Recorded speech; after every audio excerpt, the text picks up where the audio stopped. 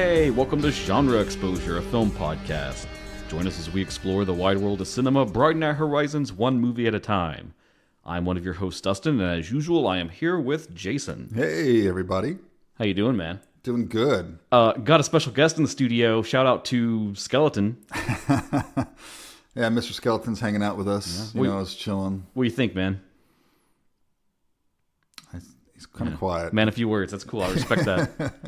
We're back with another full normal episode of the podcast. Yeah, and it's the week of Halloween. It's the week of Halloween. All ghosts, all goblins come forth into the world. And we're keeping it fun. We're keeping it light. We're going to talk about Masters of Horror. We're going to reminisce about this monumental television moment, I guess. And we're going to theoretically draft a new revival season. That's right. Because that sounded fun. We're like we always say, we're trying to bring this into the reality. Yes, we're manifesting. I have the crystal ball going in the center of the table. Yep. We shan't speak of the other black acts that occurred before we began recording. No. Those are unspeakable. But the time is right. The stars are right. There's magic in the air. It's the return of the Masters of Horror. That's right. Before all that, we're going to do all our usual stuff, talk about what we've been watching. I've been watching a ton of stuff. You slacker, I don't know. I started strong. I started this month strong, but then shit happened. Yeah. And life gets in the way. But first, we are part of the Prescribed Films Podcast Network, and we love it. And there's all these other cool shows you could be listening to, finding out about other films, other movies you can check out. If you're in the horror season right now and you're loving it and you're checking everything out, go look at some of those podcasts. You can find more input on films you already know and love. Get some new perspectives, or maybe even find a new film to check out for yourself. Yeah. But all that said, what have you been watching? Okay. I've been watching some odds and ends here and there. Mm-hmm. But of note, I finally watched Alien Romulus. Oh, yeah, what'd you think? I liked it. Yeah. Didn't love it. I liked it. Comparatively, though. Well. It's pretty up there, right? Yeah, I mean, I would probably place it behind. Okay, so it's Alien or Aliens, depending on who you are. Yeah. And then for me, it's Prometheus. Okay, see, I put Prometheus before this one. Yeah, I had to do a lot of soul searching, but yeah. And this is number 3/4, however you want to rank that. Yeah. So it's better than Covenant. For sure. Which also had things I liked about it, but I didn't like the fact that it was just became an Alien movie and that was it. And you know, I'm not a fan of 3. I'm not a fan of 4.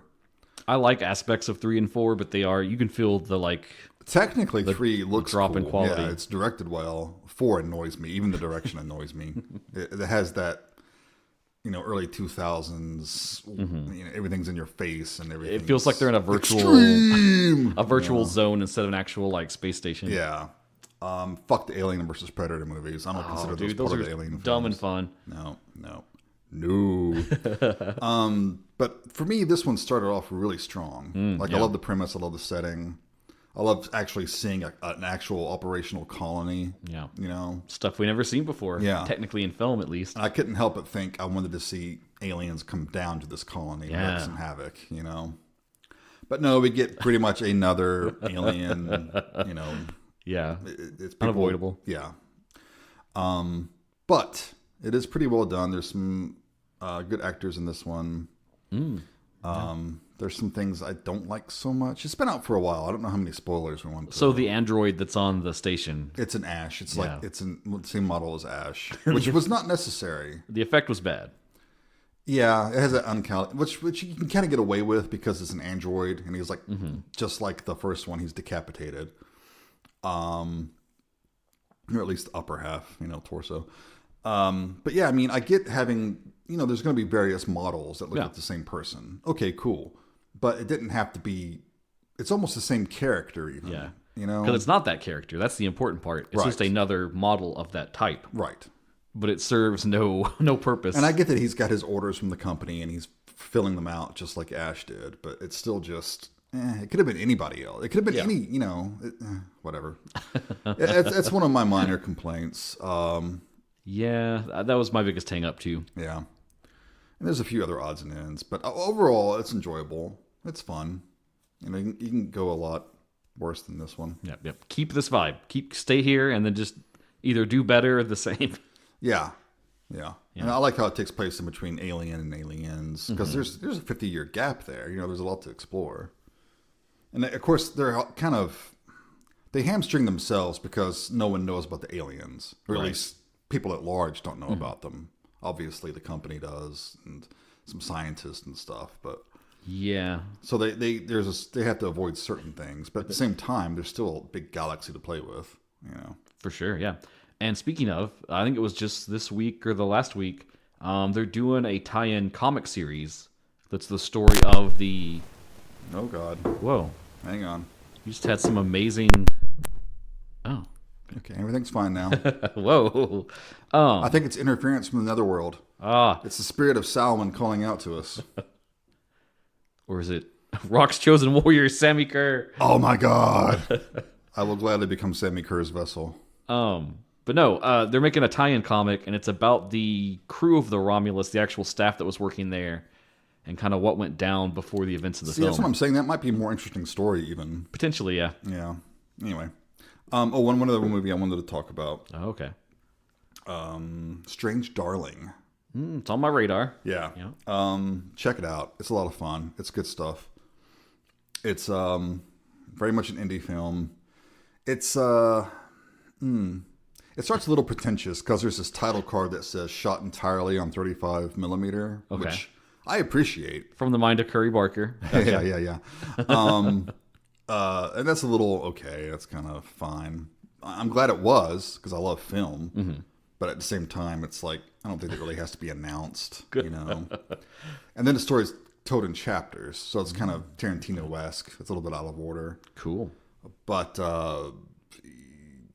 it's really good. I like it a lot. The acting is fantastic. It's basically a two-person play. There you go, Michael. Yeah. You're always looking for the movies that are plays. There's essentially two locations and some... Kyle Gallner's in it. He's kind of become an indie darling. Okay. Willa Fitzgerald plays the lady in it because they're titled The Lady and the Demon. Oh, okay. Some high concept stuff here going on. All right. Yeah. And she needs a fucking Oscar. If she doesn't get nominated, then there's definitely something wrong with this world. Well, don't be surprised since it's a indie horror film. Yeah, this is true. But it's a lot of fun. I don't want to say too much about it, unless you know going in. Okay, and this is on like what? I think Shudder now streaming maybe. I watched it on. I think I rented it on Amazon Prime. It's out there. J.T. Molnar is the director. I think this is his first big film. Oh no, he has another one called Outlaws and Angels that he wrote. It looks like. I think he directed that one too. Okay. Hadn't seen it yet. I'm gonna go back and check it out. Yeah, that was his first movie, Outlaws and Angels. I'm kind of a sucker for westerns anyway, so I'll probably go back and report on that later. Alrighty. But no, it's got some good violence in it. It's shot well. There's some really cool giallo-esque lighting. Ooh, you have my attention, sir. All right. I recommend it highly. Cool. What else you got? That's all I'll talk about for now. Okay. Because the other things I watched were fairly forgettable. All right, a little reserved. I'm going to rapid fire through a bunch of them. All right, do it. Finally circled around for When Evil Lurks, 2023. Dude. Isn't that amazing? You had sold this up heavily, and then shout out to Chrissy, who suggested that I give it a watch. Mm-hmm. And multiple recommendations usually send me over the edge for something. And dude, I loved it. Super fun, super smart. It's one of those where it just takes a wild swing at an old idea and really reinvigorates it. Yeah. I loved the rules they had for like how the demons work and how you deal with them and the things you can do and you can't do, and you got to remember to do this or do that. Right. Very smart, very clever. This was a Shudder watch. I checked out The Bunker Game from 2022. The premise is amazing. So the premise is it's about one of those Nordic LARPs. Now, I don't know if you know about a Nordic style LARP, but they're the ones that are very super immersive. There's almost no mechanics, no rules. You're expected to like really inhabit the character, really like let yourself experience those emotions, like full on have the bleed going on. A lot of them will even, get physical if they're supposed to be shoving. Instead of implying it, you will actually like allow consent for the person to shove you to make to feel everything in the moment type thing. That's hardcore. It's really hardcore. It's like the epitome of LARP, I guess, snobbiness or whatever. And I want to say this is based on a true like concept, but the film presents this thing where it's like a big like you would pay to come do this like special LARP thing where they rented out a old military bunker and totally like made it up as a set and a whole locale you could play in. And the premise is that they're playing as like an alternate history future thing where Germany won World War II. That escalated into a larger World War III where everybody got nuked and the whole world got ruined. And you're playing as remnants of like the survivors in a like fallout shelter type deal. And it's supposed to be like the NPCs that have been created by the people running it are supposed to be more like the remnants of the Nazi party and be very oppressive and very like we're still trying to like orchestrate like the Uberman type thing. And most of the players are then the regular citizens living in the bunker. And the goal of it is to experience what life is like in that oppressive society and then eventually build toward like having a revolution and escaping to go outside. Okay. So that's all cool and awesome. And just the idea of that alone, it's like, I would watch that. That's interesting. Sure. What this does is it spends a lot of time setting that up. And then halfway through, there's like some danger that occurs. They worry, they cancel the LARP and kick everyone out. And then it's just like the GM crew left to clean up. And then they get locked inside the bunker and slowly start dying one by one. And it's like, is it a ghost thing? Is it a killer thing? And man, it's so fucking boring and so fucking lame. That shouldn't be boring. I know. It's a cool premise. And you think they're going to really cycle it back around to like the themes of what the LARP was about. And it's kind of going to be like a micro thing of like, here's this fictional thing, but then the real thing too, and da-da-da-da. But the only way it even really matters is like one of the dudes turns out to be a neo-Nazi. And he was there so he could like role play being a Nazi. Of course. And it's supposed to be some big like shocking twist reveal, but it's like not really because he should just come to America. At that point you're like dealing with like ghosts and other stuff, and it's like, dude, what's going on? Checked out The Chair from the Mind of Curry Barker. That little short. Yes. Dude, super good. I didn't mean to watch that. It's fun. It does some amazing like editing and cutting. Where you don't know what's going on, and the main character doesn't know what's going on, and it's really effective. Okay. I was very impressed by it. All right.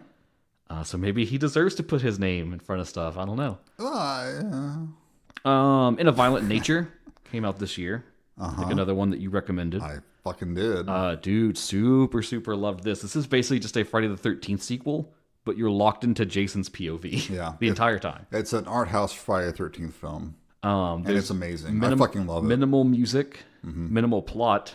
Is there any music? Not really. It's there incidental. There is some here and there. Yeah, there's like incidental music now and again. But yeah, it's funny because you'll just see a scene and it should be like a plot scene where like people are talking about stuff and you're learning like character interactions and development. Right. But you're just getting like whispers because he's walking up slowly, very determined. Yeah. And it's just a brilliant twist on an old favorite. So the more I think about this movie, the more I love it. Yeah, blew me the fuck away. Yeah, it's amazing. Not to linger too long, let's see. A Japanese one I checked out, Harawada Man from 2019. This was directed by Yu Nakamoto. He's only done a few other little things. It seems like all like horror, low budgety kind of stuff. But this was super fun. It kind of gave me almost like a One Cut of the Dead vibe. But it's basically about a group of college students and they have a film club. And some of them are about to graduate, so they want to make a movie together. And they decide to make a horror film that's kind of just like a very basic slasher ripoff called Harawada Man. Okay. So the first part of the film is just like their life and them trying to make this movie and stuff. And then it gets to where they're going to shoot their climax. And they go and find this abandoned factory to use as like the set for it. And it's like, oh, this is our big, set piece final thing. So the day of the shoot, all the crew show up. The director's sick. He can't make it. So they're just going to like shoot what footage they can by themselves. And while they're there, they stumble across another film crew that is also illegally using the abandoned factory to shoot something. And at first they think it's like they're making porn or something because they're being kind of cagey and weird. And so some of them get recruited into the other film crew because they had hired temp agents and they thought they were the temp people. So then as it progresses, these people are actually making and selling snuff films. Oh, okay. And that's why they're using the abandoned factory. That's fun. And once they learn that the kids aren't their temp agents they hired, they flip out because people know what they're doing. Sure. And it becomes this struggle between both film crews for survival because the snuff crew wants to like kill them to keep their secret. And then the other people are like, we just have to escape by any means necessary. That's fun. Is it found footage? It is not. Okay.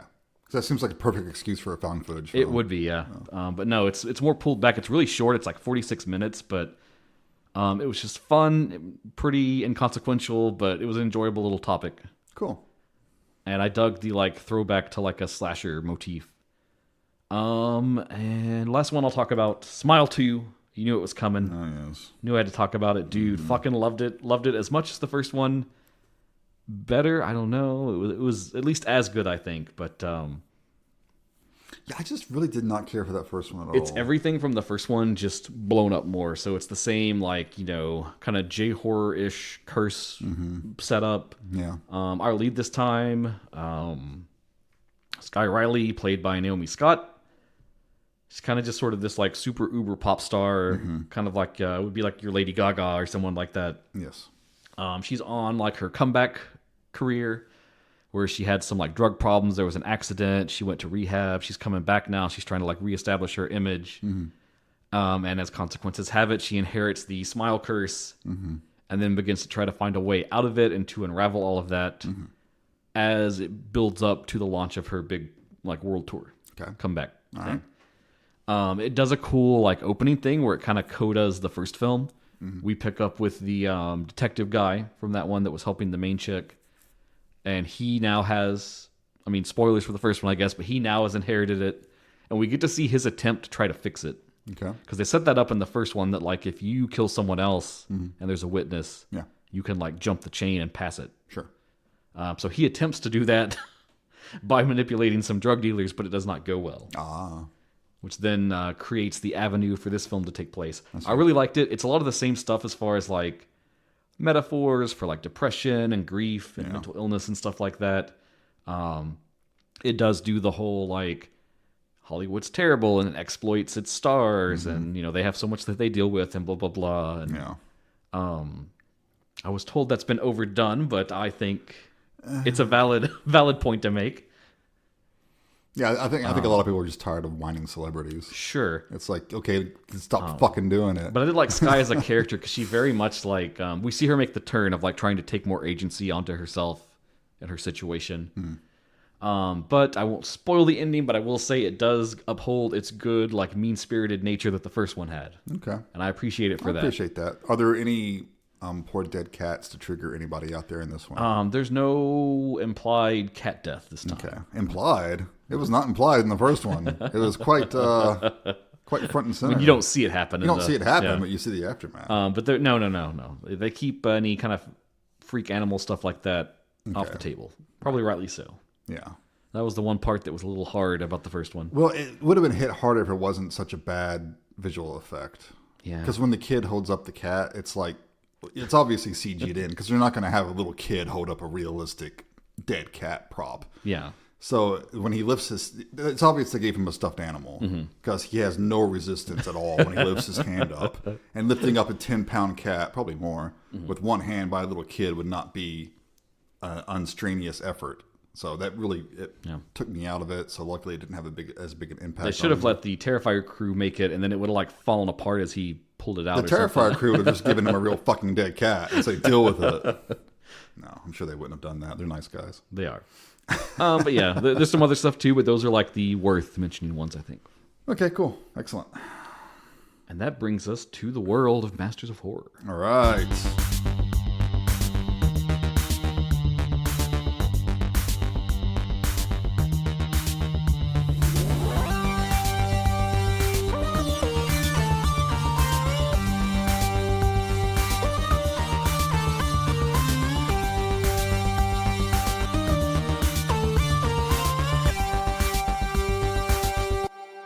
Dustin, what is Masters of Horror?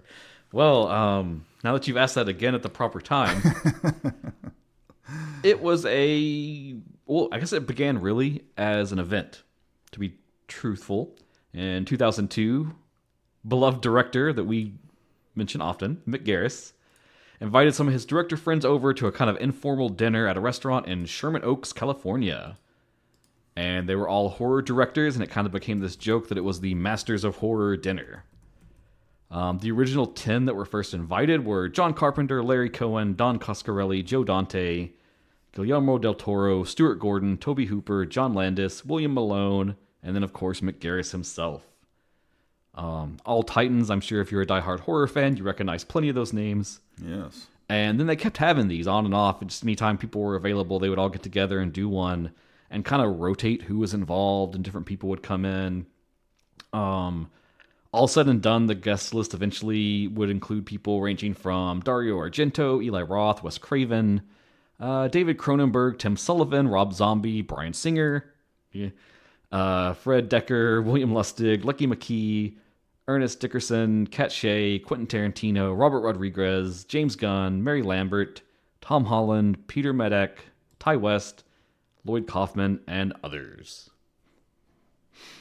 So that's your background behind things. But then it came to a head in 2005.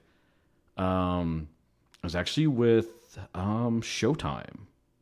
Mick Garris got with to kind of had pitched this idea for an original anthology television series. The premise would be that each episode was a 1-hour movie, and each movie would be kind of helmed by one of these masters of horror. Mm-hmm. Nice, simple, yep. Easy to work with. It debuted to excellent reviews in the U.S. October 28th, 2005. It opened with Incident on and Off a Mountain Road, which was co-written and directed by Don Coscarelli. Of Phantasm fame.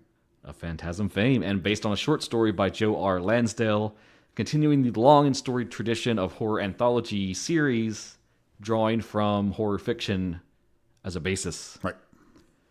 New episodes premiered every Friday at 10 p.m. throughout both seasons. And it stuck right to that vision that he had. Each episode was a single, standalone, 1-hour horror film helmed by a well-known horror director. Yes. Now, did you watch them when they first aired, or were you too young at the time? So we didn't have Showtime Okay. when it aired. So what I actually did was I was buying the DVDs, because the first wave, they did each one by itself as its own, like, individually packaged DVD. Mm-hmm.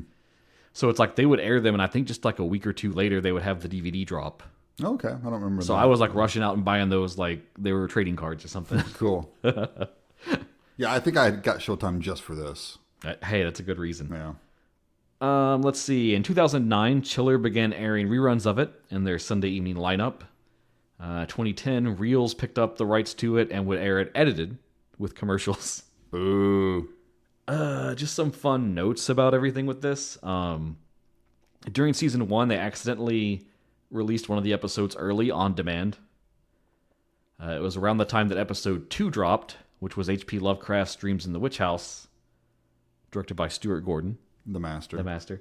But apparently at the same time, if you fooled with On Demand, which remember On Demand, you could also at the same time check out episode 4, which was Jennifer, directed by Dario Argento. The great Dario Argento. Yes. Who perhaps went wayward, later on in his career, but whatever. That episode, Jennifer, got cut for graphic violence during its initial television broadcast, and then the cutscenes were included as a feature on the DVD.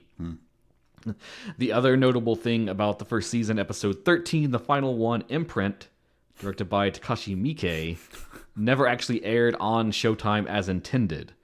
The people at Showtime, once they saw it, was a little concerned about the content. That's what happens when you hire Takashi Miike and tell him to do whatever he wants. Yeah. It doesn't matter the budget either. He'll find a way. Mm-hmm. Mick Garris commented on this, and he said that the episode was one of the most disturbing films I've ever seen. And so that was the one that, it was only on DVD and Blu-ray. So when that came out, everybody was snatching that up. Yeah. You had to get that to see it. But in the UK, on Bravo, Imprint did air edited. Of course, edited. After those first 2 seasons, Mick Garris is noted as saying that they opted not to renew it for a third one. They started getting funding from Lionsgate to try to keep the series going. And then in 2007, they had signed a deal with NBC to continue it. But what eventually charted out of that was not a continuation, but kind of like a reboot, a redo. And they debuted in 2008 a show called Fear Itself, which had the exact same premise, but made to air on NBC, which meant they had much more like censorship and constraints on making Oh, yes. what was included there. Yes, they did. And I believe that ran for one season and just kind of was a flash in the pan thing that didn't pick up any steam. Okay, did you watch Fear? Okay.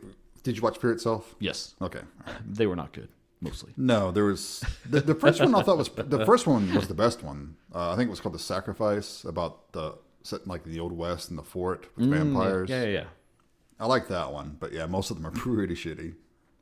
But it's not just us horror fans shouting into the void that this was like a big show. It actually won a lot of awards as well. It got a 2006 Saturn Award for Best TV Presentation. It got a 2007 Saturn Award for Best TV DVD Release. It won a 2006 Emmy for Outstanding Original Main Title Theme. Oh yeah, that was cool. And though he didn't win, one of my loves, Richard Band, was nominated for Outstanding Music Composition for his work on the score to Dreams in the Witch House. Nice. And then in 2007, it also won a Satellite Award for Best DVD Extras for the season 1 release. All right. So that's pretty much it for the background. I mean, we could talk about like all the directors. I guess we should establish that, right? I have it here if you want to run through these. Okay, sure. In the first season, we had Don Coscarelli, Phantasm fame, Stuart Gordon. And Beastmaster. And Beastmaster, yes. Stuart Gordon, take your pick. I'll let you decide, Jason. Let's go with Reanimator. Reanimator, sure. Toby Hooper of Texas Chainsaw fame. The one and only Mick Garris himself. Joe Dante. Don't forget Dario. Dario Argento. John Landis.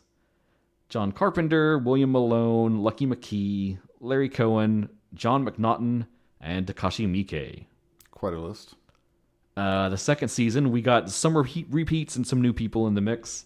So the second season had Toby Hooper, John Landis, Ernest Dickerson, Brad Anderson, John Carpenter, Dario Argento, Joe Dante, Mick Garris again, of course, Rob Schmidt, Tom Holland, Stuart Gordon, Peter Medak, and again, that 13th episode, it's like they just want to have the J-horror vibe in there. Mm-hmm. So we got Norio Saruta. Mm-hmm. Yep. Pretty good rogues gallery there, I think. There's a couple of names that don't scream masters of horror to me. Oh, yeah, which ones? Like William Malone. Okay. I'll give you that. I mean, he just didn't do that much. He did Fear.com, which was god-awful. I do mention Fear.com a lot, though. Boy. House on Haunted Hill. Like, he did that?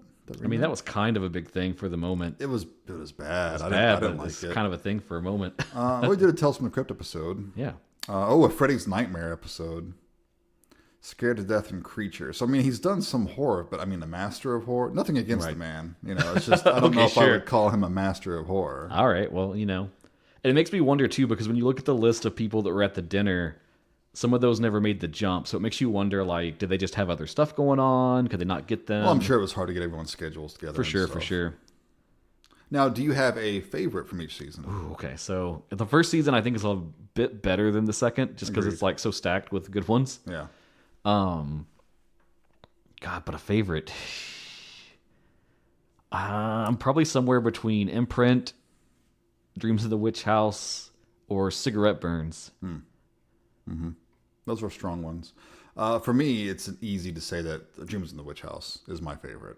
If you put a gun to me, I think that's the one I would pick. It is the most faithful to the Lovecraft story of all the adaptations out there. And it was from that time, I guess around Dagon-ish. Yeah. So they actually recycle Ezra Gooden as the lead, and he's just such a great Lovecraftian protagonist. He's great. He has that look. Yeah. He's got that Jeffrey Combs kind of attitude, you know, kind of very feel. Perfect. Yeah. It's a lot better than the Cabinets of Curiosity one, which I think was Catherine Hardwicke. Yes. Interesting idea with that one, but it was very not faithful to the source material. Yeah. Interesting, like, design for the witch, but not faithful to, that's not Keziah Mason, you know? Yeah. And this one, like, man, it gets it so good. Yeah. No. Stuart Gordon's Keziah Mason is Keziah Mason. What about the second season? Any favorites from that one? So I've seen this one less. Same. I know I haven't seen it as often. Same. I remember just loving Stuart Gordon, so his adaptation of The Black Cat by Edgar Allan Poe, I remember that being really good. That's my favorite. I really like Joe Dante's take on the Screwfly solution. I already loved that short story anyways, but yeah, I need to revisit the second season and show it some more love. Yeah, Pro-Life was pretty decent too. The one by Carpenter. Yeah, well, Carpenter rarely misses, so yeah. Cool. All right. Cool. So that's what it is, and it's set in obscurity. And if you haven't seen it, it's streaming on several. I think it's streaming for free on places like Tubi or Plex or some shit like that. Nice. It's not too hard to find. Yeah. So, the whole media stuff's a little weird. You can still find the Blu-rays for season 1. It's very easily. I don't know that season 2 got a full release on Blu-ray, which is weird. I noticed that when I was trying to. The first one didn't perform so well, so they're like. Was trying to short my collection, and I was like, oh, I actually have to get the DVDs for some of these. Wait, I'm sorry, I forgot to mention one from the second season I really love. Right to Die. Do you remember that one? Refresh my memory. That's the one with the. I'll read the blurb real quick here. After walking away from an auto accident that leaves his wife in a coma and on life support, a man must decide to let his wife die. But the situation becomes more nightmarish when her vengeful spirit threatens to expose a dirty secret of his own. Ooh, that is like brilliant short film territory. Yeah, so as long as she is... I remember that one now. Yeah, right. Yeah, as long as she's alive, she can't do anything to them. But once she starts to die, then her ghost is unleashed and she can fuck him up. So he's like trying to fight for her to stay on life support. Amazing. It's pretty good. It's pretty good. And so the big point of this episode, besides just celebrating Masters of Horror and that we loved it and we think people should check it back out again if it's been a while or you've never seen it, everything's getting rebooted these days. Brought back, another season, revival, renewal, rebootquel, whatever you want to call it. Yep. So I've always had this simple question in my mind. What if, I don't know who owns it now, maybe still Lionsgate, who knows. What if they go, hey, McGarris, it's time again. It's time for another Masters of Horror. Mm-hmm. Who would be the directors? Right. Who would they pick? Which big ones did they miss the first time, and who has arisen since then to assume the mantle of a Master of Horror? Yes. It's the breadth and the depth of what you could pick. So, I pose this to us, and it's pretty simple. So, they've always had 13 episodes a season, flat out. That's always been an established fact. A coven of episodes, if you will. Yes. And to split it evenly as possible, I said, you come up with 6 people, I'll come up with 6 people. And we decided to give Michael kind of a write-in vote to establish that 13th one just so he can have some input. We really wanted him on this episode. We did. I've actually set on this idea since we started the podcast. Yeah. And every time I would be like, well, let's wait and see if we can work Michael in. Yes, the stars did not align for us. The stars have not aligned, but that is not dead which can eternal lie. That's right. But we're going to carry on for now. So we pulled from him his one pick, which we'll probably start with. Yeah. And I don't know what you've come up with. You don't know what I've come up with. We have backup selections if we crisscross on one. Yes. And I figure we'll just take turns, round robin, see who can claim who first. Yeah, I've got a coin flip app here right now. Okay. We can use that. Perfect. Yeah. And we will try to draft the ultimate new season of Masters of Horror. Yes. And this is legally binding. Yes. So if it happens, these people have to partake. They must. So to launch us off, this was Michael's pick, and you and I can just maybe talk about it back and forth. Yeah. He selected for the 13th entry, Panos Cosmatos. And you're going to know him for Beyond the Black Rainbow and probably more likely Mandy. Mm-hmm. It's a strong choice. Very strong choice. He was on my short list for my 6. And then when he told me that, I was like, yes, I can pick another person. I honestly had I didn't put him on my list. Mm-hmm. So I'm glad that he did. Yeah, what are your thoughts on him? God, he is new, right? So there's only really like the 2 feature films. He's only got the 2 features so far. But God, they're both so good. And just the stylistic elements, the visual elements that he gets into in his films, the like way he can do like the trippy, dreamy visuals. And not be up his own ass about it. Yeah, and it just works so well. It's almost Lynchian. Yeah, it is Lynchian. Which David Lynch was never in any of the Masters of Horror stuff. Which I wonder, he's kind of one of those people, I wonder if he would even say yes if you asked him. I think he might be offended to be so associated with horror. Yeah. Or, the second there's any constraints on what he has to do, then right. He's probably out. Stop motion rabbits. The whole thing. Stop motion rabbits. The budget's just this much. No, double it. Are we making a movie or what?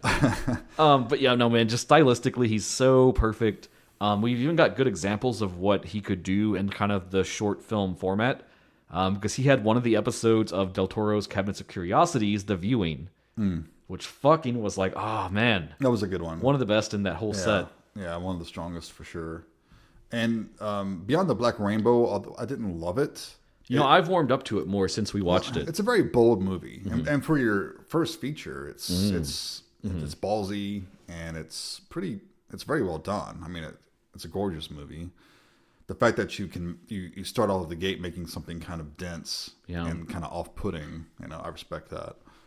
But Mandy, he's definitely he can also write a story as well as just tell a visual one and hit all those beats and still make it crazy, but still like there's a through line. Yes. ABC. And I would love if his Masters of Horror episode happens. It should be all about the Cheddar Goblin. That would be crazy. I want the Cheddar Goblin to be real. Like he's actually a real creature that they're using in these commercials. Do you remember? It's one of the Tales from the Dark Side episodes, but it's like this little creature that's in the wall that comes out. Yeah, the Tom Savini episode. And yeah, it's a little like puppet thing, like something like that in the vein. Yeah, that'd be great. Perfect.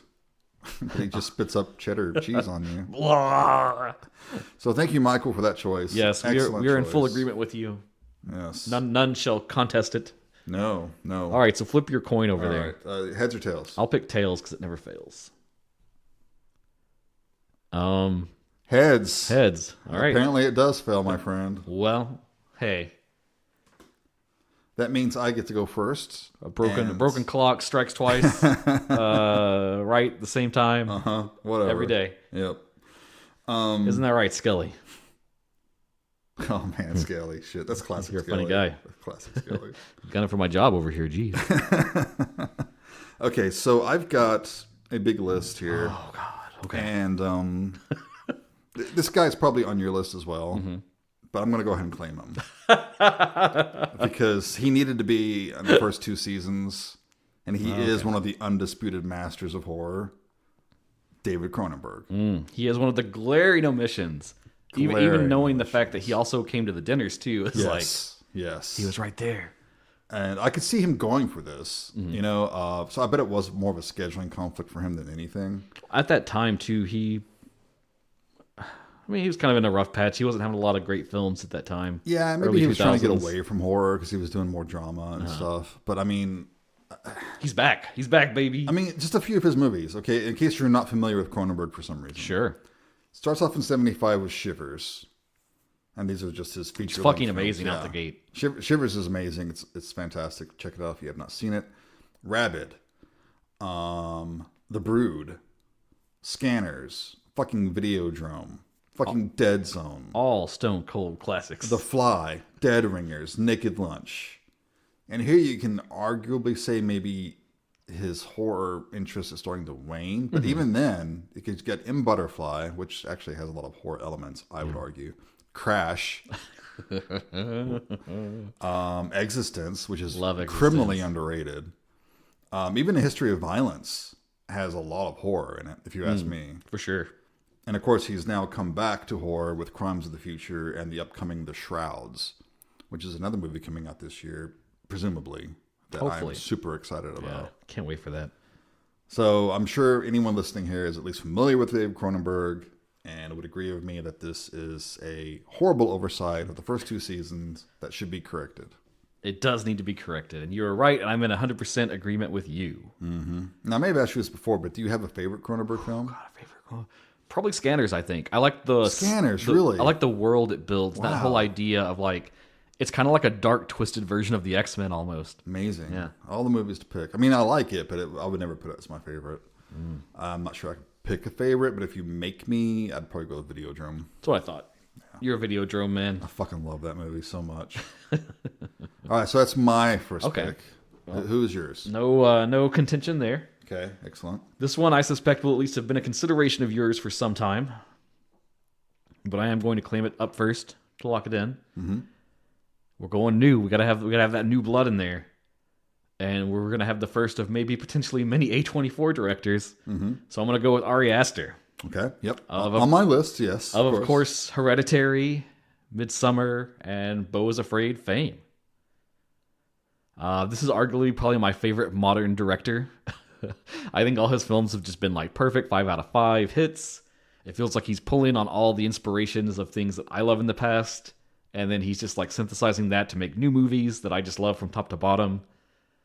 I know that I think officially Beau is Afraid was like a box office bomb.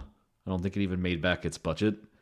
But I think that movie's going to have legs, and like down the road, people are going to look back at it and be like, dude, this was ahead of its time and really something special. If you listen to the last episode where we talked about stuff that scared us, we both gave a lot of love to Hereditary and what a big impact it had on us. Mm-hmm. And I think that's true for all of his films. I think if you're a person that lives life, there's things in his films that will resonate very deeply with you, that you either will find some kind of comfort or a solace in, or maybe it'll even be confronting and you'll be angered in having to kind of face these ideas. Right. Midsummer, it just hits so hard on grief, on dysfunctional relationships. I agree, it is one of those like good for her things. I think it's awesome that he fucking dies at the end and she just stands there and watches him burn. And the whole like, ooh, it's bad though because no. Christian is a super tool, takes huge advantage of everyone for his own game, and even check that name, right? His name is Christian. Sure. And then think about just that concept in the context of the folk horror part. Mm-hmm. But he's just garbage. If you don't believe that, watch the director's cut. It has some extra scenes. Notably several that really demean his character further. But does he deserve to die? Sure. Fuck him. Fuck him is what I say. Wow. But also, it's this poignant horror film about like two people. They're obviously bad for one another. It's obvious from the start, the first moment we see their relationship. And for no reason, really, they both kind of hold on and try to keep that together, even as it continues to propagate and ruin both of them and tear them both down. I think most of us have been in a relationship like that. Probably not quite at that level, but we can all kind of relate to some degree. I think that hits home for anyone that's ever had that kind of relationship, and it's wider spread than you think, and you don't have to share it, but it's there and you know it and you recognize it. Even if you weren't in that place, you've probably seen a friend, a family member, a loved one that's in that place. Yeah, like, why are you with this fucker? And like the characters in this film, you're on the side, and it's like, dude, why? But why though? And then of course, Beau's Afraid. I don't even think I need to unpack that one too much, but just the utter extreme cinematic depiction of someone suffering from extreme unchecked anxiety hits super close to home to me, and I'm sure for a lot of other people. And then the best part is it's not just that he's like a master of the craft at all levels in film. He's great with short films too, if you go back to his earlier stuff. Have you ever seen The Strange Thing About the Johnsons? Yes. That is so wow, debut film school short. And goddamn. It's a masterclass already. That's like, okay, well, you've learned everything you need to know. And if you haven't watched that, it's on YouTube. It is. I'll link it in the show notes. Check it out. Do watch it with adults. It's not for children. Heavy concepts like all his films. But dude, yeah, like just from out of the gate, he's such a powerful filmmaker, and I think to have him as one of these new masters would be perfect. And I say give him the budget, give him the runtime, see what he comes up with. Oh, definitely. Good choice. Good choice. All right, what is your number 2 selection? See, this gets really hard for me. Yeah. Because there are some other masters that were skipped over the first time that need to be on there. But I'm going to pick someone a little newer. Someone who has quickly established himself as a true master of horror. Okay. Mike Flanagan. Oh, okay. Yeah, I wondered if you might bring him to the table. Of course. Okay. How could I not? Sure. I mean, the man started off strong with Absentia. Probably his most underseen film, but well worth checking out. His follow-up, Oculus, impressed the hell out of me when I saw it, and I still love this movie.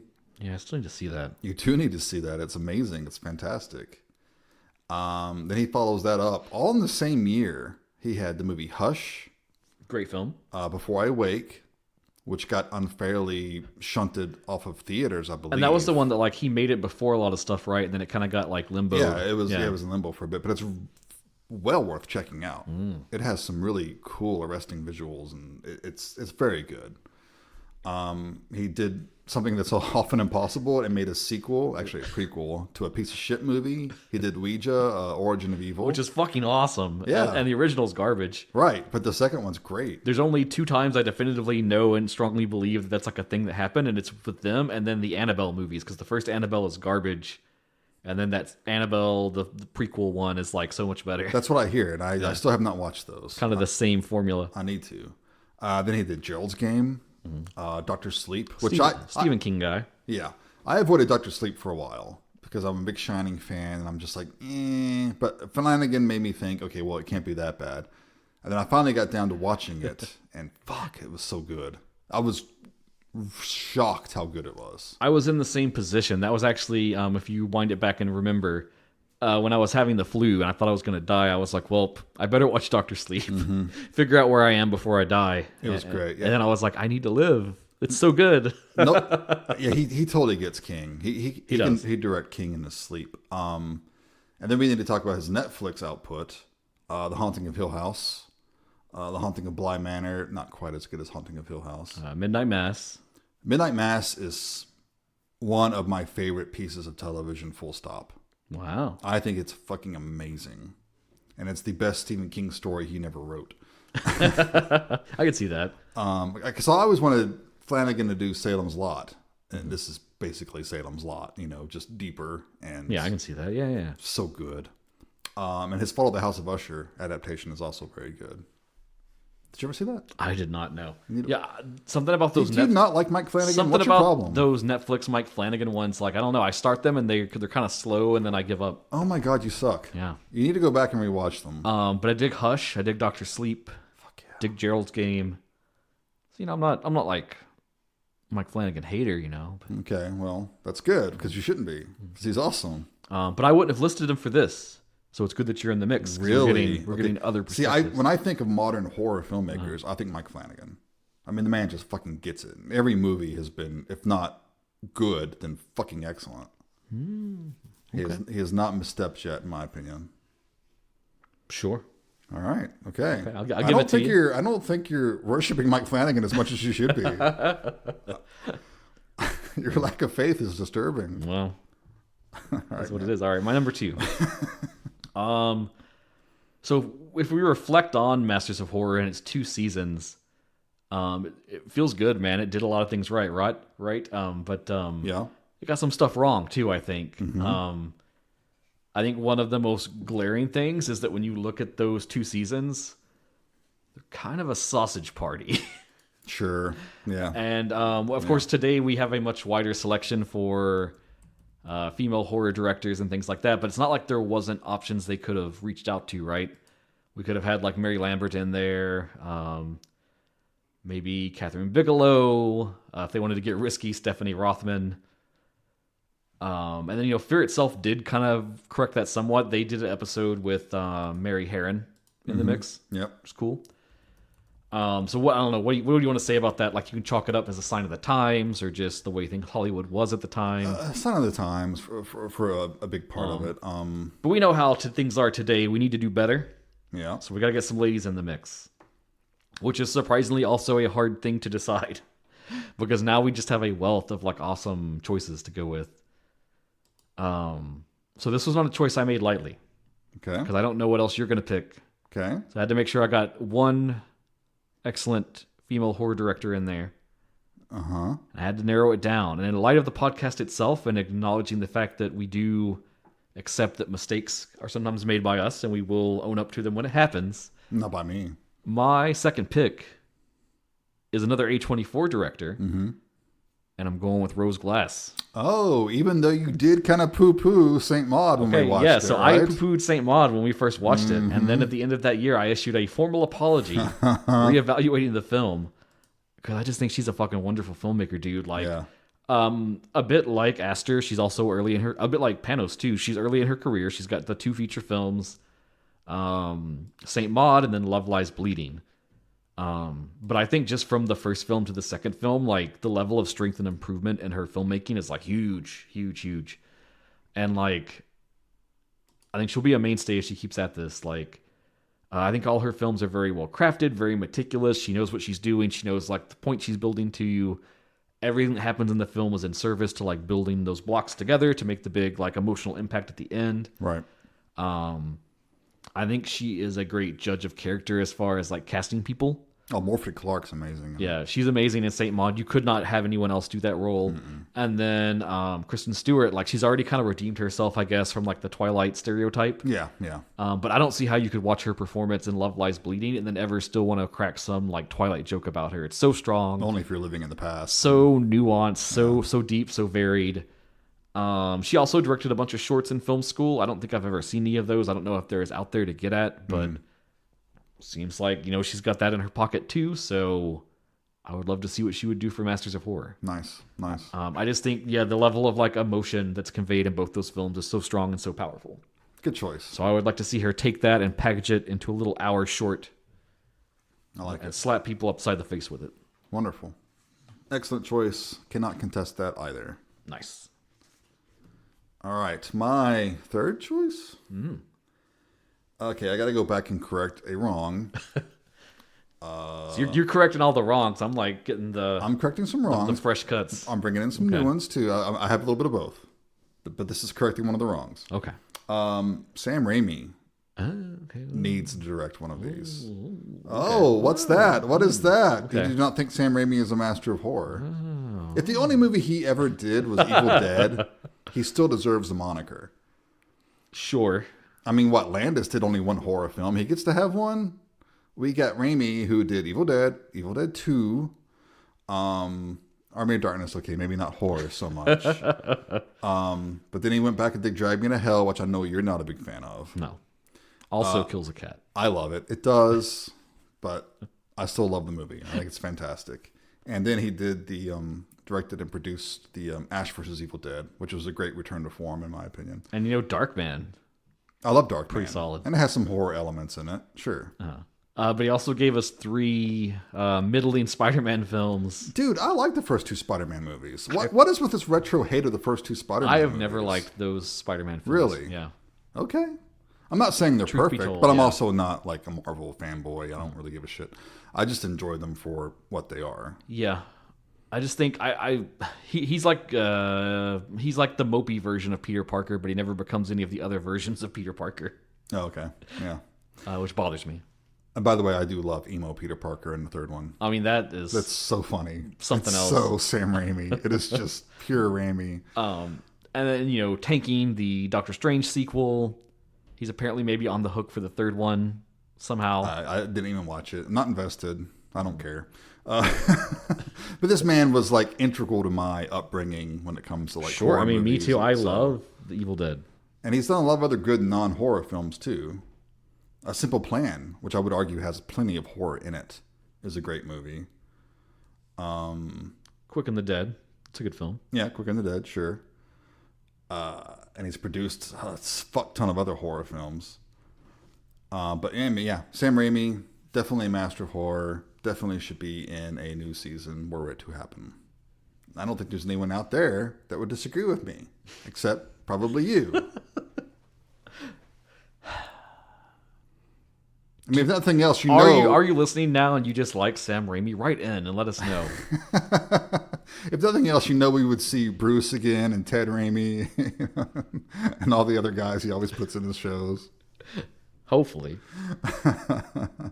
Hopefully. All right. Okay. I think everyone out there was nodding vigorously and muttering to themselves how wrong Dustin is. So, Well, let's check in with Skelly. How do you feel about Sam Raimi, my dude? yes, Skelly agrees with me. He loves Sam Raimi. Yeah, I did see that head tilt a little. He even likes Crime Wave. Okay, well, sure. All right. All right, man. What All you right, got? my third one. So another gray area, I think, that we miss with the old ones. And again, this is kind of just owing to the power of progression and years and us becoming a more globally focused world. There's not a lot of like foreign filmmakers in the mix. Sure. We got our J-horror rep each season, but there's a lot more they could do and they could reach for. And I think the big thing that's changed for us today is like streaming has opened it up so much. Oh, yeah. As the constant purge and collection of content goes on and on and on, a lot of these streaming stations have like reached out to like foreign films, foreign media to like pad out their catalogs. Sure. Which means we've gotten access to lots of stuff from like India, Indonesia, Spanish language films. Yeah. It's really opened up. It's great. So I think we need some of that as a representation in Masters of Horror. Okay. And again, where there's a wealth of choices to pick from, so this was a hard decision as well. But I settled on, from Indonesia, Joko Anwar. Okay. May know him best for his remake of Satan's Slave, which was a Shudder original that blew up really well. He's done some other stuff. In Pedagore, he did the remake of Queen of Black Magic, which is another classic Indonesian horror. Then he revived. Made a sequel to his Satan's Slave remake, Communion. And he's done some other stuff. It was a Gundala, which was like a superhero film. He's mixed into a few things, but and I think it's cool. Like Indonesian filmmaking, like they do a lot of crime and like thriller stuff, but there is a good vein of like horror in it too. And I think all their horror films are super interesting because they're very based like heavy in their culture as far as like their folklore, their religious beliefs. Right. All of that weighs super heavy into like their horror stories. Yeah. And so these films are interesting because they give you a look into that culture that you don't have from your perspective. Yeah. And then also it's, it's something fresh. It's not just the same, like, okay, she's possessed. She's spitting up the pea soup. Okay, here comes the old priest. He's got the cross. Yeah. He slams on her forehead. She starts floating. And it's also sort of authentic too, because a lot of those beliefs are still very prevalent. Yes. You know? Yep. So it gives you an interesting look into another culture and also gives you a fresh take on something that's very maybe tried and worn out from a Western perspective. And I think he's got it. I think like Satan's Slave, when I first saw that, his remake of it, I was ready to almost score that up alongside like Hereditary. Wow. I just thought it was really, really powerful, really well done. Brought the fear, really mixed that with some good emotion and like the history of the family and everything that was going wrong. Yeah. Nice. Okay. So I think he's got the chops to do this. Excellent pick. Someone who was not on my list. All right, your number 4. My number 4. Oh man, see, it's getting hard because I don't know if I should do newbies or I want to right the wrongs. I want to right the wrongs. Okay. Another master of horror that I wish was in the first 2 seasons. Mr. Clive Barker. Who he was on my short list. Yes. Yes. Who we know is in declining health. He's not doing as great these days, but he's still going out to the cons. He's still meeting fans and signing their books and stuff. So, praise be unto Barker. Let him direct more. Yeah, right. I wish he had directed more. I mean, he really gets his Master of Horror title from his books, right? But also, let's not forget that he directed Hellraiser. Yeah, Nightbreed and Lord of Illusions. And Nightbreed is also criminally underrated.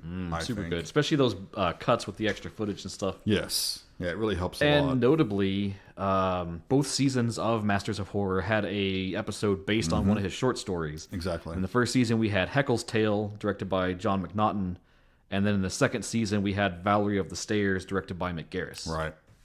And he's got so many other short stories out there. The Books of Blood are just full of fantastic short stories. Yeah, I was so sad when we got that film adaptation and it was just the wraparound story. Yeah, that was disappointing. So, I mean, I don't know what else I need to say about Clive Barker. I'm sure everyone is familiar with him. He was so... He's a good director. It's hard to overstate how important he was back in the 80s when he showed up in the late 80s. Because, I mean, horror was everywhere, yes, but it was so kind of generic. Yeah, he brought in both the extreme angle and sort of like having an undercurrent of like sensuality, the whole sexuality eroticism and stuff. It really injected the horror scene with something it needed to bring it into the 90s and the 2000s. And like watching Hellraiser for the first time, I was 12 or 13. Get you all mixed up. Oh man, it was a revelation. It really was. It was just so intense. The gore and the story and stuff, and it just stuck with me. And I will never, ever forget watching that for the first time. So my mother was watching it with me. And the very first sequence, he's like, Pinhead's like got Frank's face and he's like putting it back together and shit. And my mom's like, oh God, Jason, why do you want to watch this? I'm like, God, that's awesome. Oh man, it's just life-changing movie. It is, yeah. So you're not the same after Clive Barker, that's for sure. No. All right, I don't think anyone would disagree with that. No, full steam ahead. Skelly is definitely on board. He's over here nodding. He is. He may be being possessed right now because he is shaking a lot. All right, man. What about yours? This is your number 4. Is that correct? It is my number 4, and now is where I'm going to play the card You're gonna start getting into my list now, aren't you? that I'm going to start pissing you off with some choices that you're gonna question. Well, I always question your choices. Sure, to be fair. You may know this was coming. You may have thought about it if you consider me and who I am. You may have known this was in the pipeline. But if we're talking current Masters of Horror since the show was out, there's someone who has to be in there, I think. Mm-hmm. And that man is James Wan. Yeah. I knew this was coming. Love him or hate him, he has to be a modern horror master if we're going to say that those things exist. I mean, look at the franchises he started: Saw, Insidious, The Conjuring. He's gone on from those to play at the highest levels of Hollywood. He made a Fast and the Furious sequel. He helmed Aquaman for the first wave of the DC Cinematic Universe. And then just on a whim, he'll go right back to his horror roots and pop out something like Malignant, which is fucking ridiculous and insane, and I love it. Fucking hate that movie. I think he is a king of mixing tension with pacing.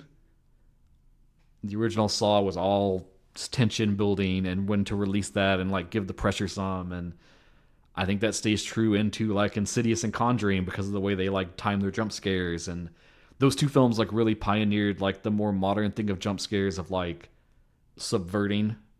Like they'll play it to the point where you think it's going to happen and then like wait another beat or two and then pop the scare on you.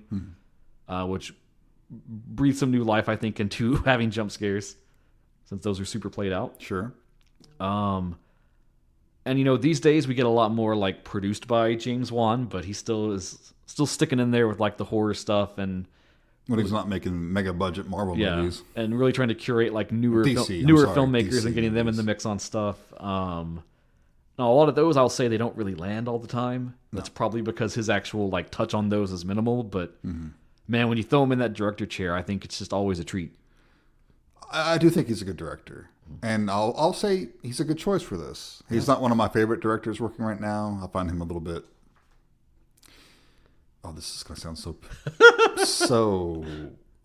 I find him pedestrian. Yeah. He is a little more mainstream.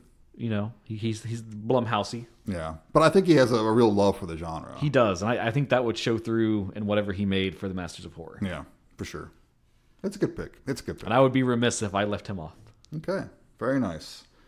Then I will steal one of the new people from who I'm sure is on your list. Okay. And I will go for my 5th pick. Okay. Wait, how many did we get? 6? 6. Fuck me. You got 2 more left. I need more than 6. Can I have more than 6? Can we have a double season? Shit. Yeah, it's hard now. This really fucks with me. Mm-hmm. Okay, but I got to pick this guy. Even though he's only done 3 movies so far.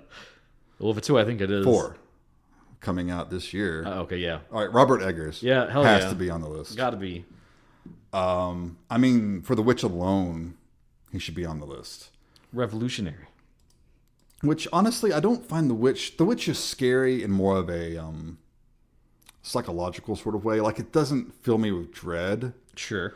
Like, I really wasn't scared watching it. More than anything, I was entranced. Yeah, it's really like the stylistic stuff, like, captivates you. Right. How well it's made, but it's shot. also... Yeah, but it is, like... It's such a critique of even today's society, honestly. Mm-hmm. How women have such little agency sometimes, and...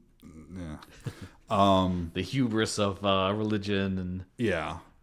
But man, The Witch is just one of my favorite films, full stop. And then we get The Lighthouse. My favorite of his, for sure. Which some may not argue is horror, but I think there's... Absolutely. There's enough horror in that movie. There's plenty of horror in that film. And it's just so masterfully done. The swing of like using old camera equipment and just everything about it. Yeah. The Northman, I don't think it's enough love. No. Did you like it? I loved it. Mm-hmm. Yeah. Yeah, it's a great Not movie. quite a horror film, but I mean, it's pretty fucking brutal. It's very brutal, and it's a great, gritty fantasy story, really. You know? I love how much it leans into like the occult elements too. Mm-hmm. Right, yeah.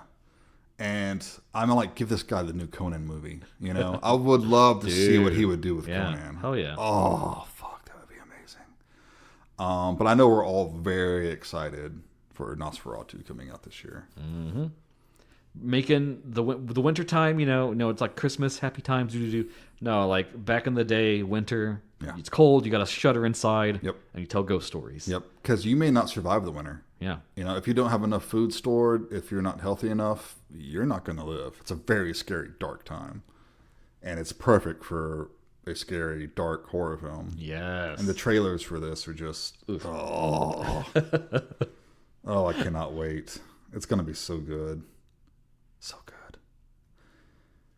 He gets the best performances out of his actors, too. It's like they just give him everything.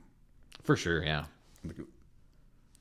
Anya Taylor-Joy and Willem Dafoe should have gotten an Oscar nomination for The Lighthouse. It is a fucking sin he didn't. Yeah. Oh, God. Classic crime in the horror genre, for sure. So good.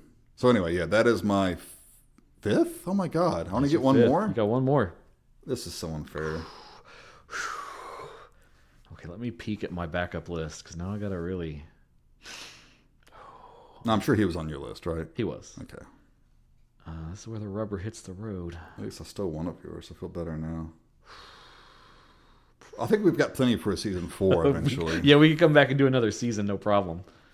I will talk about, I guess, some of my honorable mentions. Oh wait, whoa! What are we doing? Honorable mentions at the end? Or are we going to save it? At the end, when we're there, we've finished our list. All right, fine.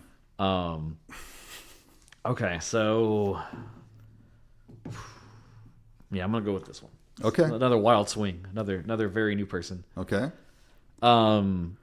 So we're talking about people that never made it. You've highlighted that some glaring omissions. Mm-hmm. I've talked about they missed a lot of women. They missed a lot of foreign directors. And you highlighted they missed David Cronenberg. I sure did. And I was thinking about that. I was like, they kind of missed both Davids. Didn't have David Lynch either. Uh-huh. And who knows why they weren't involved. Could be anything, any number of reasons. But I feel that you need their spirit and influence in Masters of Horror, at least echoed, if not present, which you've got as Cronenberg on the list now, which is cool. So I felt like I really needed to pick a more modern director that has some clear influences trailing back to these guys.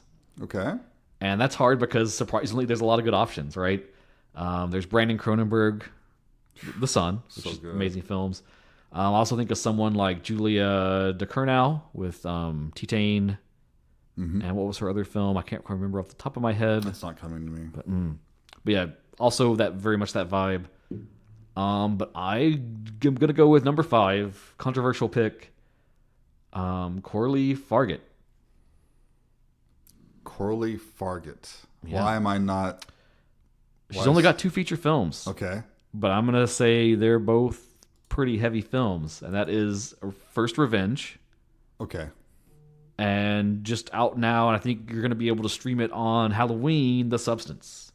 Yes. Yeah. This is on my radar. Okay, so Revenge is just like an amazing revival, modern take on the rape revenge film. I still haven't seen it. Super brutal, super fresh though, because this is getting the rape revenge film from the perspective of a woman behind the story in the director's chair, right, and having that perspective.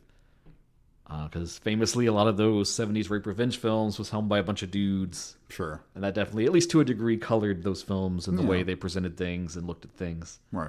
But man, I can't believe you've not seen Revenge. I know. It's on my list. It's on Shudder too, man. I know. Every time I see it, I'm like, oh, I need to watch that. But then something else happens. But yeah, that's a super powerful film, super brutal, super intense.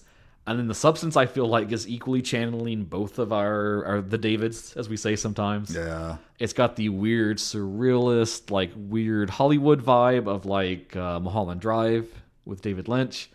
But then we've also got the weird, near science fiction. Here's just a little bit into the future, one idea. Right. Sci-fi gone wrong of David Cronenberg. The vaguely explained. With the titular substance, as it were. Yeah. I don't want to say too much about that one because it is super new, but goddamn. Yeah. It is so good. And I can't believe this is your only 2 films. It's a lot. It's good. Yeah, I need to see The Substance too. Maybe I'll do a double feature. Watch them both. That would be fun. Yeah. Go for it. But yeah, I think she's great. I think just across the board, amazing with everything that she's done. All right, sir. So now your 6th and final pick. Final? Locking it in. This is not fair. I have too many. Fuck. All right.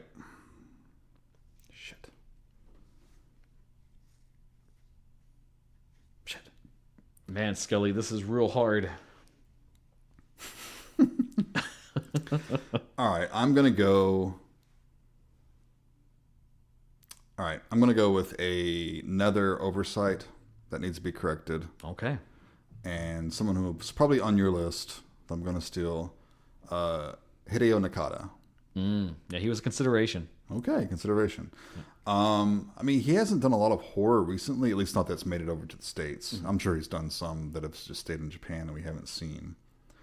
But man, I mean, just for Ring and the sequels, I like the sequels. They're underrated. Dark Water, too. Dark Water is fucking amazing. Yeah, Forget that American remake. Forget that piece of shit. Go watch the original Dark Water. It's devastating. It really is, and it's creepy as hell. And you know what, too? He's actually good with shorts because he's done a lot of those like horror anthologies. Yeah. Like Curse, Death, and Spirit and stuff like that. Yeah, he'd be a perfect choice for a Masters of Horror episode. Perfect. Cool. Okay. Any other espousing upon his greatness you got? Or I mean, have you seen like Ring and stuff? It's like, I mean, it's arguable. We also have to think like a couple of other Japanese directors I won't mention right now because you might mention them in a second.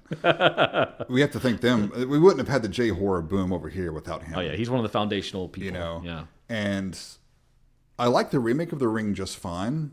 I do not. I think there's a lot of good things about it, but there's just something especially creepy about the first one. The first time you see Sadako come out of the television, it's just... It hits. Yeah. It's just right. It's creepy as fuck.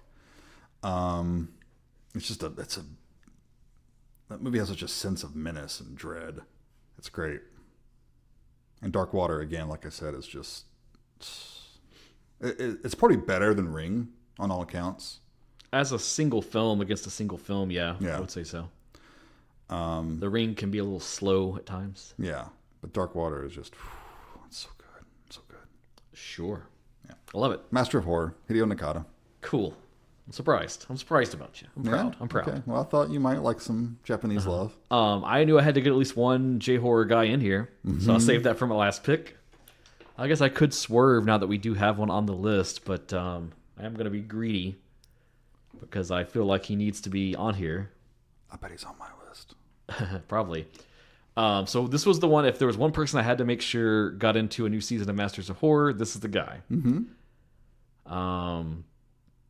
And so, we had a lot of J-horror focus in the original series. I think that's just because of the time it came out, the early 2000s. That was like Tartan Asian Extreme, Tokyo Shock, all that stuff. It was like the boom. It was a good time. It was a good time for it. So no wonder they grabbed people. They missed some of the Titans. I wrote down, like, obviously the big Titans to grab would have been Hideo Nakata, who you included, or Takashi Shimizu, of course. And then, of course, in my mind, I always want to just put Shion Sono somewhere because of course you do. He's the GOAT. Is what it is. But if I had to just narrow it down and only pick one person, I had to go with who I think is maybe the hardest working J-horror director of all time. Yeah, And that is beloved by us on the show here, Koji Shiraishi. Really? The man, the myth, the legend. The dude is a workhorse of getting stuff done. He has one of the largest catalogs of releases as far as being a horror director. And that goes from the lowest of low-budgeted direct-to-video found-footage slop to studio-backed big-budget feature films of licensed properties that are popular and loved the world over. Okay. It's also important to me that I think at least one episode would focus on found footage, because that's one of our favorite subgenres. And if we're talking found footage, man, Shiraishi is one of the kings for that to me. So, I mean, it's everything he always does. Give him a budget, give him a deadline, set him loose. You don't know what you're going to get, but it's going to be wild. It's going to be crazy. And probably that final act of whatever's coming out, it's going to punch above its budget and have some crazy wild idea that's going to just run away with it. Right. What are some of your top films of his for people who may not be familiar with his oeuvre? Okay, well, probably the first one to obviously mention is Noroi the Curse, right, which is streaming on Shudder and is easily accessible. It is. Occult, which we've covered here on the show. He does have one that's more Korean-based, A Record of Sweet Murder. If you're wanting more of his like produced in Hollywood, bigger budget type things, he's got Carve the Slipmouth Woman, which is getting remastered in that J-Horror Rising box set from Arrow. That's one I've been meaning to watch. And he did the very overblown Ring versus the Grudge film, Sadako versus Kayako, I never saw which that is either. fucking ridiculous, but also super entertaining.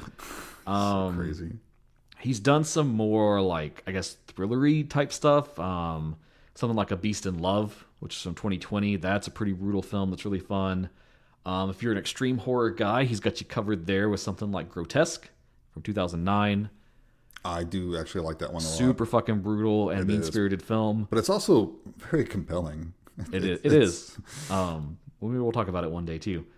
And then he has his like kind of his pet series that I think is like one of his greatest things he's done, which is he's made this whole series of like a found footage direct-to-video franchise called Senritsu Kaiki File Koasugi. Mm-hmm. And it's just about a low-budget TV studio crew that investigate videos of supernatural occurrences, and they go out and try to figure out what's going on. That's a shoe-in for you. And see if they can capture it on footage. I think it's up to like 10 films or something now. Oh, wow. And it's got a continuous narrative that connects film to film. It's like those Hell House movies. And They like, just keep going. Yeah, and it builds the lore, and it's gone multiversal, and it's even like linked up with some of his other films, Interesting. Okay. which is amazing and epic and crazy. So I love him start to finish. He's one of my all-time favorite directors, period.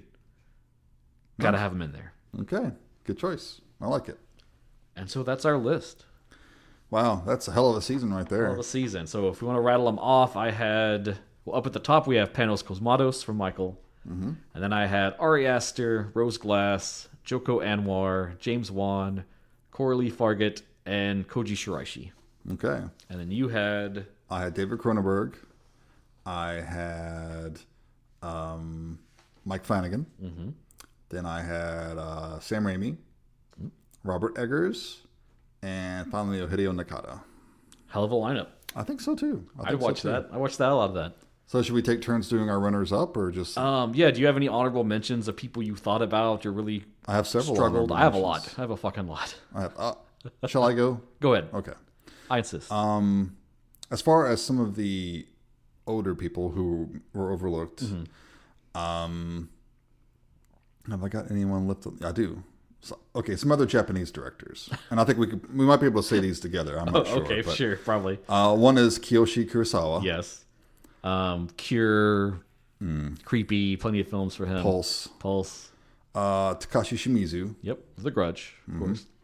Shinya Tsukamoto, Yeah, God, yes. who hasn't done a ton of horror strictly, I think. But I mean, A lot that's adjacent. yeah, Because you have like Hiroko the Goblin, sure. crazy monster film. Yeah. But Tetsuo alone Yeah. cements his reputation. And man, even stuff like the one we watched about the boxing, Yeah. that one was like, it was deep and complex and like, it was scary, but not in like a horror way. Right.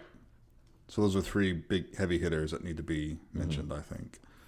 I also want to give some love to some of the new guys, like Damien Leone. Sure. I think he would have to be Oh, on yeah. here. T. West. Rob Zombie Yeah, should be on there. he should. He is a master of horror for sure. And though he has fallen somewhat, I think Neil Marshall deserves a place. I don't know. Dude, Dog Soldiers and The Descent alone. I feel like he's out of the game, man. I don't know. What do you think, Scully? Oh, fuck, Scott, that's harsh. Damn. I might have to edit that out. Okay. And I've got, I hate him, but I love him, Eli Roth. Hey, you can be guaranteed he'll make something. Absolutely. And one more honorable mention I have is Andre Overdahl, who did the Trolls movie. Oh, yeah. Yeah, and Scary Stories to Tell in the Dark. Okay. Yeah, I didn't like Scary Stories to Tell in the Dark. I thought it was fine. He also did The Demeter, Okay. which has a great look. It's a gorgeous movie. It's just the script is shit. You know, that's the problem with that one. Yeah. But anyway, I think I would love to see what he could do with, an hour. Sure. Anyway, those are my honorable mentions. Okay, here's mine, and they're kind of clustered by themes or ideas I was thinking about. So here's some more lovely lady directors. All right. You could have had Jennifer Kent, Babadook, Nightingale. And she does not pull any punches. She was my selection, and then at the end I was like, Something about Rose Glass, man, just pulls me back to her. Even though like Nightingale is not strictly a horror movie, it is more horrifying than most horror movies. Yes.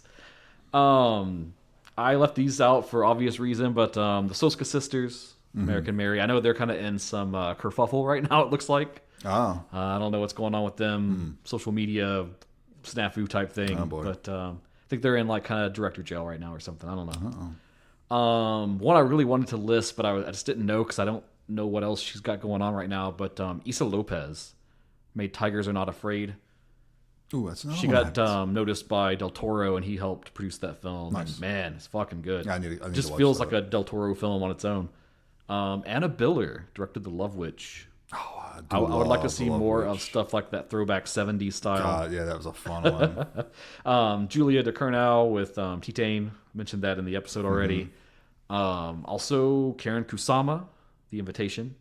Yeah, that was great. And this is more of a personal one for me because I really love this film, but I don't know if a lot of people do or not. But Chloe Okuno with Watcher. Watcher, which stars Micah Monroe, who we love from It Follows. I thought that was a really powerful, really well done film. It was. And That's a good one. it kind of just shot it right out to streaming and got forgotten. And then also Helena Rajan that made Bodies, Bodies, Bodies. Yeah, that was fun. I thought that was super fun, super that was fresh. fun. Yeah. And then that's another person that like they're super new in their career, so who knows where they're gonna go. But Yeah. excited to see more. I had Eggers on my list, but you included him, rightfully so. Of course. Jordan Peele. Take your Jordan pick. What Peele, film? yeah. Nope. Yeah. I like Nope the best, I think. Nope but is great. yeah, Nope's like It's a lot so- better than people give it credit for. It's so surprising where that movie goes, and it's like I don't know where this is going, and I love it. Yeah, I think people got mad because it wasn't what they thought it was going to be. That's the But best. that's the point. Yeah, I love that.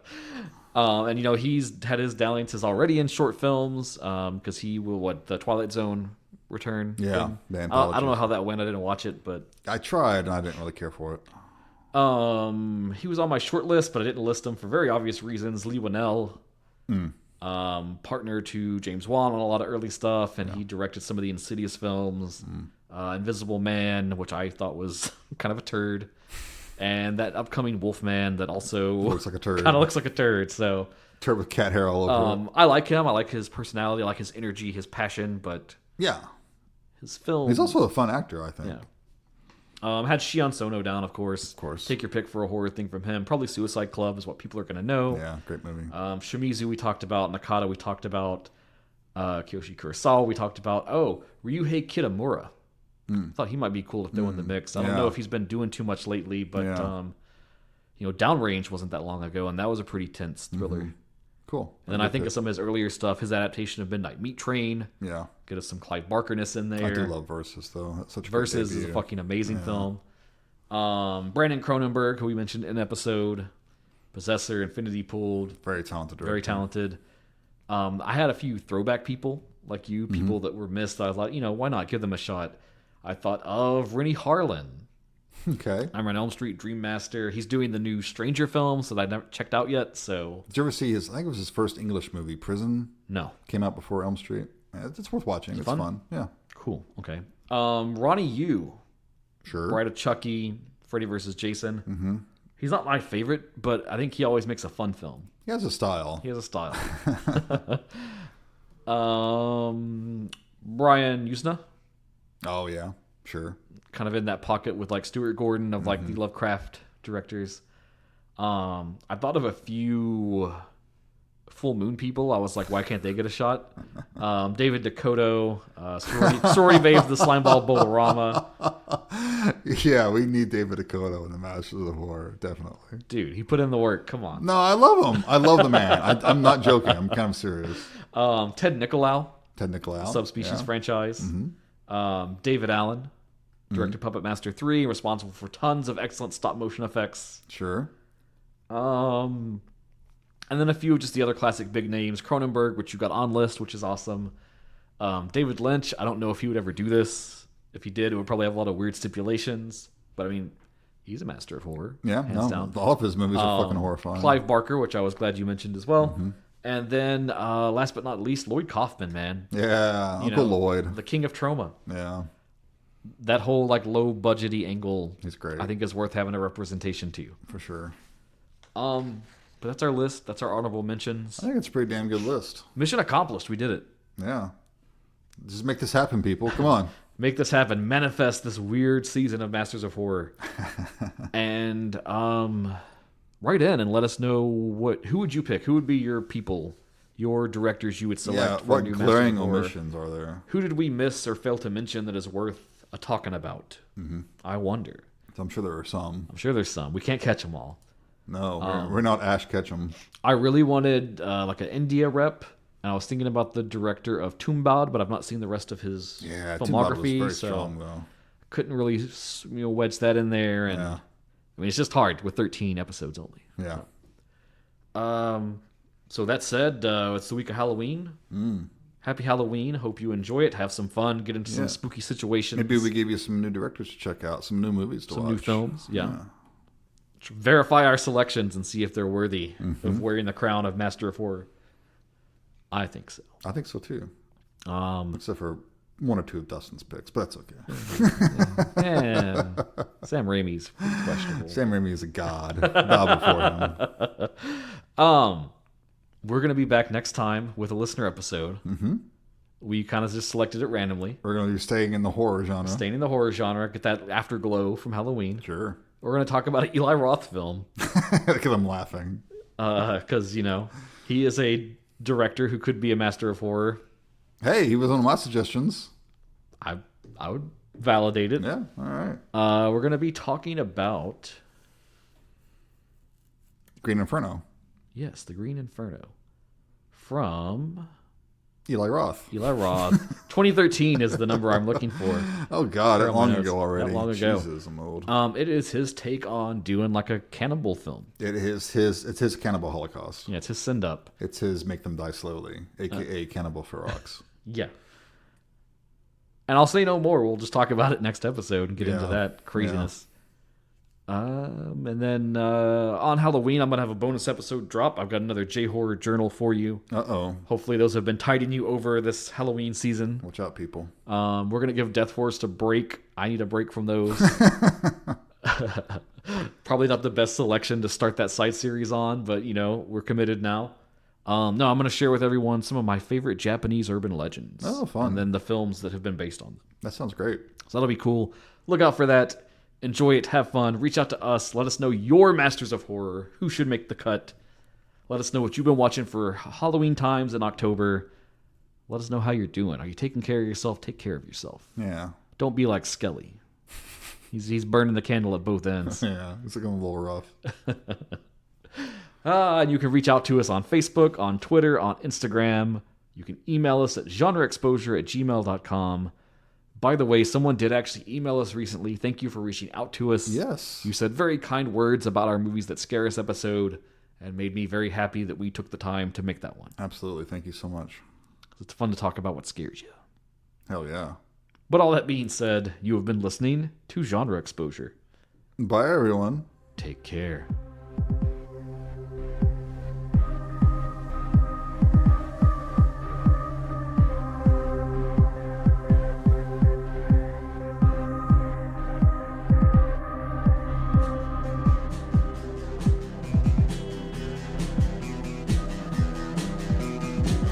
You're listening to the Prescribed Films Podcast Network, home to hundreds of hours of free podcast entertainment. The shows on this network all have a common goal, providing you with the best discussions about movies and other forms of entertainment media. The PFPN hopes to fill your earholes with audio joy. Visit our website with links to all the other amazing shows at www.thepfpn.com. Thanks for listening.